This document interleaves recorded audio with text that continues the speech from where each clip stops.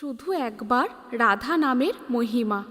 একদিন এক ব্যক্তি তার মৃত্যুর পর যমরাজকে জিজ্ঞাসা করেছিল, রাধা নাম নিলে কি হয়? যমরাজ তখন তাকে বলে সে জানে না, ইন্দ্রদেবতা বলতে পারবে।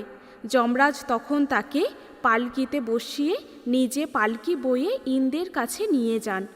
তখন সেই ব্যক্তি ইন্দ্রদেবকে জিজ্ঞাসা করে, রাধা নাম নিলে কি হয়? ইন্দ্রদেবের কাছেও এই উত্তর ছিল না। ইন্দ্র তখন বলেন, ব্রহ্মাজি অবশ্যই এর উত্তর জানবেন।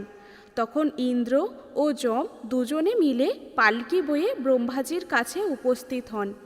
একই প্রশ্ন ব্রহ্মাজিকে করা হলে ব্রহ্মাজি বলেন, রাধা নামের মহিমা তো অনেক, তবে সঠিক কোনটা সেটা অবশ্যই শিবজি বলতে পারবেন।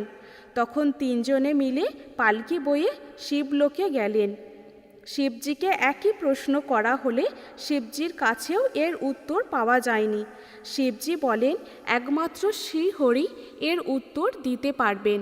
হরিধামে পৌঁছে শ্রীহরিকে একই প্রশ্ন করা হলে উত্তরে বলেন, একবার রাধা নাম নিলে জীব আত্মাকে স্বয়ং দিব্য দেবতারা পালকি নিয়ে উঠিয়ে নিয়ে আসেন, আর ওই ব্যক্তি কোলে বসে তাকে প্রাপ্ত করার অধিকারী হন। রাধে রাধে।